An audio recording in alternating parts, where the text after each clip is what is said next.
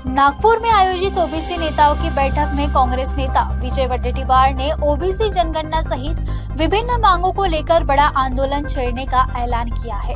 बैठक में सितंबर से आमरण अनशन और राज्यव्यापी जनजागरण अभियान चलाने का निर्णय लिया गया है। नागपुर में आयोजित विदर्भ के ओबीसी नेताओं और विभिन्न सामाजिक संगठनों ने महत्वपूर्ण बैठक में कांग्रेस नेता विजय वडेट्टीवार ने केंद्र और राज्य सरकार पर निशाना साधते हुए ओबीसी जनगणना की मांग को लेकर बड़े आंदोलन का ऐलान किया है। बैठक में निर्णय लिया गया है कि पूरे महाराष्ट्र में समन्वय समितियां बनाई जाएगी और विदर्भ के 11 जिलों में जन जागरण यात्रा निकाली जाएगी। वडेट्टीवार ने कहा कि ओबीसी समाज की वास्तविक आबादी जानने के लिए स्वतंत्र ओबीसी जनगणना जरूरी है।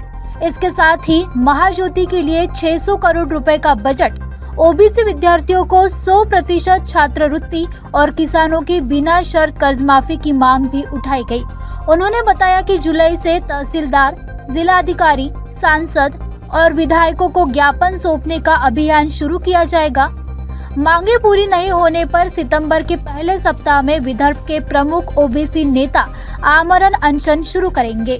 आज विदर्भातील ओबीसी नेत्यांची बैठक पार पडली। विविध संघटनांचे प्रतिनिधी या बैठकीमध्ये उपस्थित होते।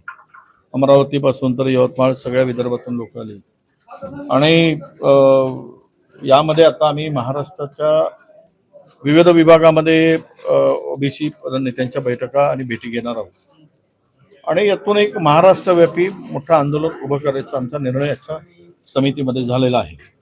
विशेष करून महाराष्ट्राच्या लेवलला एक समन्वय समिती आता लवकरच लवकर तयार होईल आणि यानंतर यामध्ये या सगळ्या बैठकीमध्ये आज जो निर्णय झाला आहे की जे जनगणनेचं काम हाती घेतलंय केंद्र सरकारने आणि त्यामध्ये पहिल्या टप्प्यामध्ये ओबीसीचा स्वतंत्र कालम अजिबात नाही। खुद्द राजनाथ सिंगजींनी आणि पंतप्रधान मोदींनी सांगितल्यानंतर सुद्धा तो कालम त्या ठिकाणी येऊ नये आणि ओबीसीची स्वतंत्र जनगणनेसाठी किंवा होऊ नये आणि ओबीसीची संख्याच ठरवता कामा नये यामागचं षडयंत्र सरकारचं आहे ते हाणून पाडण्याचा निर्णय या बैठकीमध्ये झाला आणि म्हणून यासाठी काय करायला पाहिजे तर आम्ही ओबीसीच्या जनगणनेसाठी एक कार्यक्रम आम्ही तयार केलेला आहे। या कार्यक्रमामध्ये पहिल्यांदा तर आम्ही समन्वय समित्या करू 8 दिवसाच्या आतमध्ये। यानंतर एक यात्रा आम्ही काढतो या विदर्भातील 11 जिल्ह्यामध्ये जवळपास 1000 किलोमीटरची यात्रा। त्या मंडल यात्रा असं जरी नाव असलं मंडल यात्रा मंडल दिनाच्या निमित्तानं ही यात्रेची करतो। तो ऑगस्ट मध्ये ही यात्रा निघेल त्याचा कार्यक्रम आम्ही आता ठरवून घेणार आहोत। जी समन्वय समिती आहे ती ठरेल। त्यानंतर या यात्रेचा समारोप हे अधिवेशनामध्ये होईल। एक मोठं अधिवेशन ओबीसीचं विदर्भामध्ये आम्ही करणार आहोत आणि त्या अधिवेशनामध्ये सांगता त्या याची होईल आणि आम्ही जनजागृतीचं काम या यात्रेच्या निमित्तानं ओबीसीच्या विविध प्रश्नाला घेऊन विविध त्यांचे ओबीसीचे प्रश्न घेऊन समस्या घेऊन जागृती करून अधिवेशन करू।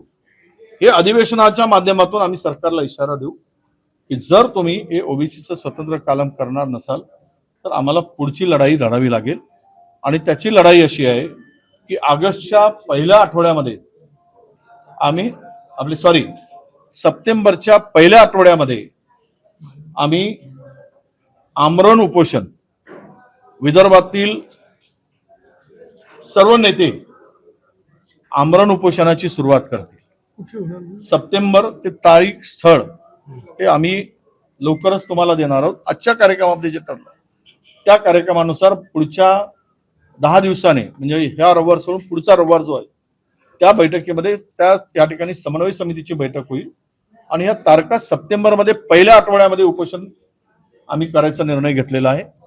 यात्रेनंतरचा तो उपोषणाचा मार्ग राहील आणि त्यामध्ये आमचे जे प्रश्न आहेत मग त्यामध्ये जनगणनेचा विषय असेल लोकसंख्येच्या प्रमाणात आम्हाला बजेट मिळाला पाहिजे, ती मागणी आहे.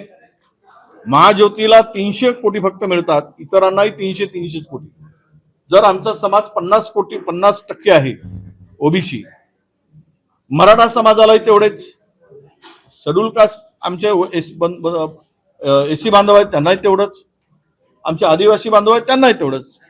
तर तुम्ही 300 तुम्ही सगळ्यांना देताय, पण ओबीसीची संख्या लक्षात घेऊन किमान 600 कोटी रुपये त्या महाज्योतीला मिळावेत, ही सुद्धा मागणी राहील. आणि शेतकऱ्यांच्या सप्टेंबरमध्ये बिना अटी शर्ती शेतकऱ्यांची कर्जमुक्ती, कारण ओबीसी कोण आहे, हा शेतकरी आहे. त्यामुळे शेतकरी असल्यामुळे बिना अटी शर्तीनं सरसकट शेतकऱ्यांचा कर्ज हा माफ करावं, ही त्यामागची पुन्हा एक मागणी राहील. आणि 100% स्कॉलरशिप ओबीसीना, हे 5 मागण्या मुख्यत्वे घेऊन या आमरण उपोषणाची सुरुवात सप्टेंबरच्या पहिल्या आठवड्यात आम्ही करू. त्याचं स्थळ निश्चित 15 दिवसाच्या 12 दिवसाच्या बैठकीनंतर त्याचं स्थळ निश्चित होणार आहे आणि त्या ठिकाणच्या बैठकीनंतर ह्या कार्यक्रमाला आम्ही सुरुवात करू. महाराष्ट्रातील सर्व ओबीसी नेत्यांना आम्ही आवाहन करणार आहोत की तुम्ही सुद्धा या आंदोलनामध्ये, या उपोषणामध्ये, या मोर्चामध्ये, अधिवेशनामध्ये सहभागी व्हावं, हे सुद्धा आव्हान असणार आहे. ग्रामपंचायतच्या स्तरावर ओबीसीचं संघटन पोहोचण्यासाठी काम करणार आहोत. तालुका स्तरावर समन्वय समित्या होतील, जिल्हा स्तरावर समन्वय समित्या होतील. आणि तत्पूर्वी, हे सगळं करण्याच्या पूर्वी आमचं असं ठरलं आहे की तहसीलदारला या पुढच्या आठवड्यामध्ये निवेदन देण्याचा, पहिला जुलैच्या फर्स्ट वीकमध्ये आणि सेकंड वीकमध्ये कलेक्टरला निवेदन द्यायचा आणि त्यानंतर तिसऱ्या आठवड्यामध्ये खासदार आणि आमदारांच्या पुढे, घराच्या पुढे हे ओबीसीचे प्रश्न घेऊन, जनगणनेचा विषय घेऊन, शिष्यवृत्तीचा विषय घेऊन त्यांच्या घरापुढे ढोल वाजवून आमदार खासदारांना ओबीसीच्या जागृत करायचा, त्यांना निवेदन द्यायचं आणि त्यांना मागणी करायची त्यांनी की पार्लमेंटमध्ये, असेंब्लीमध्ये ओबीसीच्या बाजूने तुम्ही उभे राहिलं पाहिजेत, कारण तुम्ही ओबीसीच्या भरोश्यावर निवडून येत आहे. ही सुद्धा आंदोलनाची भाग त्या ठिकाणी असणार आहे. त्याची सुरुवात जुलैच्या फर्स्ट वीक पासून तहसीलदार, जिल्हाधिकारी आणि नंतर आमदार खासदार यांच्या पुढे निवेदन देऊन ढोल वाजवून या आंदोलनाची सुरुवात होईल.